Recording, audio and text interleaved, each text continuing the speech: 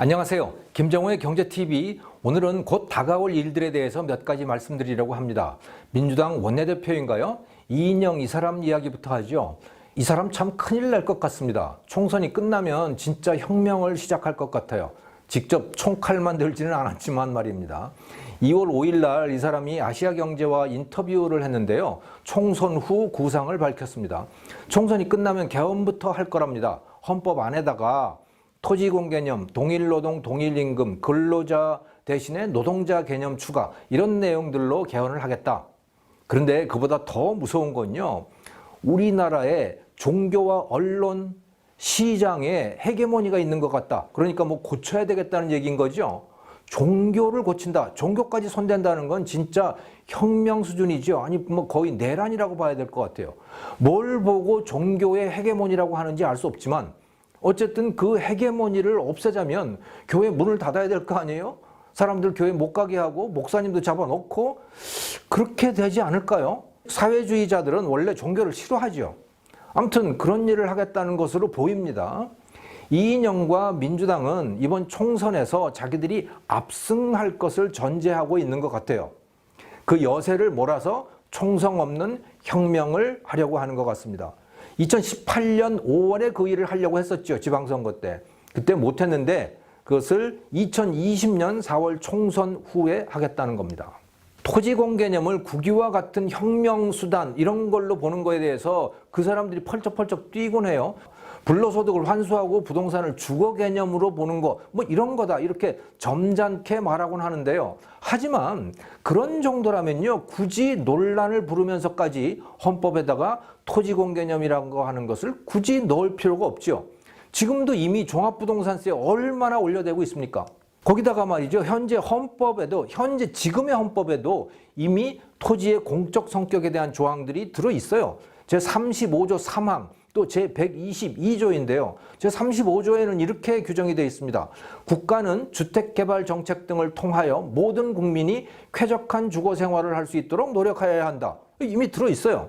또 제122조 국가는 국민의 모든 생산 및 생활의 기반이 되는 국토의 효율적이고 균형 있는 이용 개발, 보전을 위하여 법률이 정하는 바에 의하여 그에 대한 필요한 제한과 의무를 과할 수 있다. 그럼 뭐든지 할 수 있는 겁니다. 이런 조항, 이것이 있는데도 굳이 토지공 개념을 헌법에다가 더 넣으려고 한다. 그 이유가 뭘까요? 저는 어떤 혁명적인 조치를 하기 위한 분위기 조성이라고 봐요.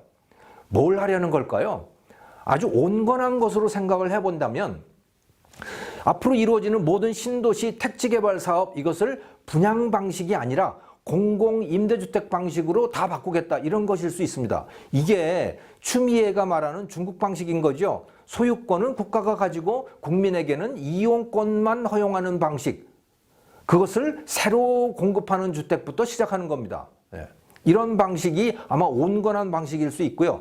조금 더 과격하게 가자면 조금 전에 말씀드린 그 방식 플러스 이미 2주택 이상을 소유하고 있는 그 주택들 그거 강제 몰수해서 무주택자에게 나눠주는 방식 이런 방식을 쓸 수도 있을 겁니다. 또는 2주택 이상에 대해서는 공공주택과 같은 조건으로 임대하게 한다. 이걸 의무화시킬 수도 있을 것이고요. 구체적인 모습은 무엇이 될지 두고 봐야 될 것 같습니다. 그리고 동일노동, 동일임금이라는 것도 말이죠. 그거 헌법에 들어가는 수준이면요. 직종별로 임금 수준을 국가에서 정하는 방식이 될 가능성이 높습니다. 그렇지 않다면 굳이 헌법을 건드릴 이유가 뭐 있겠습니까? 자, 국가에서 임금을 정한다? 그러다 보면요. 민간 기업들이 바로 공기업처럼 변해가는 것이죠. 설마 그렇게까지 하겠어? 이런 생각하시는 분들 많을 것 같습니다. 하지만 저는 지금까지 이들이 보여준 그 뻔뻔함 이것을 보면요. 충분히 그러고도 남을 것 같다 생각이 듭니다. 어떻게든 민주당 좌파 그들이 다수당이 되는 것은 막아야 합니다. 물론 그렇다고 해서 큰 기대는 하지 마세요. 자유주의 우파가 다수당이 되더라도 경제가 갑자기 좋아지는 일은 없을 겁니다. 대통령이 바뀌지 않는 한 말이죠. 국회의원들만 바뀐다고 해서 그렇게 달라질 것은 없어요. 하지만 최소한 개헌을 통한 사회주의 혁명은 막아낼 수가 있는 겁니다. 그런데요. 그보다 앞서서 조용히 벌어질 혁명이 다가오고 있습니다. 3월 주총이죠. 저는 3월 주총부터 우리나라 대기업들 상장 기업들을 국민연금이 접수해 갈 거라고 봅니다. 국민연금이 접수한다는 것은 민주당과 좌파 시민단체, 민노총 등이 접수하는 거라고 보면 되는 거죠. 증거가 있냐고요? 뭐 아직 일어난 일이 아니니까, 다가올 일이니까 증거는 없죠. 하지만 조짐은 보입니다. 국민연금이 2월 7일 공시를 했는데요. 삼성전자, SK하이닉스, 현대차, 대한항공 같은 59개의 상장 기업에 대해서 주식 보유 목적을 단순 투자 목적에서 일반 투자 목적으로 변경했습니다. 변경의 이유는 뭘까요? 그건 경영에 참여하기 위함인데요. 그런데 경영 참여라는 단어를 쓰진 않았습니다. 일반 투자 목적이라는 단어를 썼죠. 여기에 미묘한 부분이 있습니다. 자본시장법은요, 투자 목적을 경영 참여와 단순 투자 두 가지로 구분을 하고 있어요, 실질적으로. 그런데 최근 정부가 자본시장법에 딸려 있는 시행령으로 일반 투자 목적이라는 것을 만들어서 집어넣습니다. 국회 허락도 없이 공무원들이 법률을 실질적으로 바꾼 겁니다. 왜 그랬을까요? 국민연금은요, 자기들이 기업 경영에 관여한다는 소리를 듣고 싶어 하지 않습니다. 기업의 경영에 참여하는 것은 국민연금의 본분이 아니라고 하는 것을 자기들도 잘 아는 거죠. 하지만 실제로는 관여하고 싶어 해요. 대통령부터 그 주변 세력들 모두 경영에 대한 개입을 원하고 있는 겁니다. 삼성전자, LG, SK 다 경영에 개입하고 싶은 거예요. 자, 그래서 경영 참여라는 단어는 쓰지 않으면서도 실질적으로는 경영에 참여할 수 있는 방법, 그게 뭘까? 찾다 보니까 시행령에다가 일반 투자 목적이라는 것을 만들어 넣은 겁니다. 그러니까 말이죠. 쓰기는 일반 투자 목적이라고 쓰고 읽기는 경영 참여 목적이라고 읽어야 하는 겁니다. 그런데 국민연금은 2월 7일 그 공시를 통해서 바로 그 일반 투자 목적의 경영 참여를 하겠다고 세상에 밝힌 거죠. 그 공시도 안 할 수는 없기 때문인 겁니다. 공시 대상이 된 기업은 56군데인데요. 이것은 시작에 불과해요. 국민연금은 거의 모든 상장 기업들을 다 그렇게 할 수 있습니다. 국민연금 규모가 엄청나게 커졌기 때문이죠. 국민연금 규모가 724조 원인데요. 우리나라 코스피 코스닥 상장 기업 시가총액 다 더하면 1700조 정도 됩니다. 그러니까 국민연금 기금의 4분의 1 정도만 투자를 하면요, 전체 상장 기업 지분 10%를 다 소유할 수 있습니다. 최대 주주가 될 수 있다는 거죠. 그러니까 거의 모든 기업에서 최대 주주가 된다. 삼성전자, LG전자, 현대차, SK하이닉스 뭐 다 최대 주주가 될 수 있는 거예요. 그리고 그 기업들을 모두 다 국영기업으로 만들어갈 수 있는 겁니다. 다른 나라들은 이 연금의 투자에 대해서 매우 조심스럽게 접근을 합니다. 그래서 국내 기업 주식에 대해서는 많이 투자를 안 합니다. 잘못하다가는 국민연금이 모든 기업들을 다 공기업으로 만들 수 있기 때문인 거죠. 지금까지 우리나라의 국민연금도 이 국민연금 기금의 국내 기업 투자에 대해서는 매우 조심스럽게 접근을 해왔습니다. 하지만 올해부터 그 분위기가 완전히 바뀌어 갈 것 같습니다. 이것을 국민들이 나서서 막아주지 않으면 막을 방법이 없습니다. 이 나라가 어떻게 되려는지 참 이거 모든 것이 사회주의, 전체주의를 향해서 질주해 가고 있는 것 같습니다. 중국 옆에 붙어 있어서 그런가요? 베네수엘라가 어떻게 됐는지 뻔히 알면서도 이렇게 계속 밀고 나가는 걸 보면 이 사람들은 오히려 나라 경제가 망하기를 바라는 것 같아요. 그렇다고 해서 이 자유 세력이 집권을 한다고 해가지고 당장 무슨 수가 나는 것은 아니지만 말이죠. 최소한 나라가 한꺼번에 곤두박질 치지는 않게 만들 수 있는 거죠. 그래서 이번 총선이 저는 매우 중요하다고 생각합니다. 우한 폐렴 사태로 맞닥뜨린 한국 경제의 위기에 대해서 말씀드리겠습니다. 경제가 멈춰서기 시작했습니다. 모임이 취소되고 외식도 안 하게 됩니다. 식당과 시장과 영화관, 숙박업소 모두 이런 상태를 얼마나 버틸 수 있을지 의문입니다. 제조업도 위기에 처했습니다. 대규모 바이러스 환자가 발생한 영남 지역이 특히 타격이 큽니다. 감염자가 한 명만 나와도 공장문을 닫아야 하는 상황이니까 이거 위태위태한 거죠. 이 표에서 보시듯이 영남은 생산액 기준으로 해가지고 우리나라 전체 제조업의 34%를 차지합니다. 경인지방과 더불어서 제조업의 핵심이죠. 그런데 대구에서 이렇게 많은 환자들이 발생을 했으니 인근 지역 공장들도 언제 공장을 폐쇄해야 할지 불안불안한 겁니다. 중국과의 서플라이 체인, 즉 공급 사슬도 위태롭습니다. 2월 4일부터 여러 날 동안 현대자동차가 중국으로부터 와이어링 하네스라고 하는 부품 이것을 조달받지 못해서 부분적으로 공장 가동을 중단한 일이 있었잖아요. 하네스라고 하는 이것은 전선 제품인데요. 그 대부분을 유라코퍼레이션과 경신기업이라고 하는 한국 기업 중국 현지 공장에서 들여왔습니다. 그런데 우한 폐렴 사태로 인해서 공장 가동이 중단이 됐고 그 여파가 현대차 한국 공장에까지 미친 겁니다.